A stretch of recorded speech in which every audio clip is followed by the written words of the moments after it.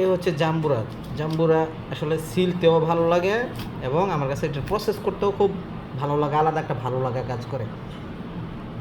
জাম্বুরাতে রয়েছে প্রচুর পরিমাণে ভিটামিন সি, এবং এই ভিটামিন সি যে কোনো ভিটামিন সি থেকে শুরু করে টক জাতীয় মিষ্টি দই, তারপরে শসা একসাথে টক দই এবং শসা যদি একত্রিত করে খাওয়া যায়, এগুলো আমাদের শরীরে অ্যান্টিঅক্সিডেন্ট তৈরি করে।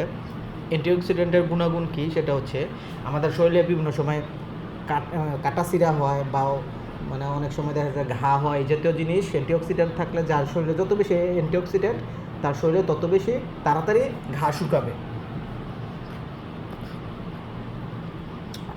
ঠিক তেমনিভাবে জাম্বুরাতে রয়েছে প্রচুর পরিমাণে অ্যান্টিঅক্সিডেন্ট, যার যতটুকু সম্ভব ভিটামিন সি সমৃদ্ধ খাবার, লেবু, আমলকি, জাম্বুরা জাতীয় জিনিসগুলো বেশি বেশি খাওয়া উচিত। ধন্যবাদ, সবাই ভালো থাকবেন।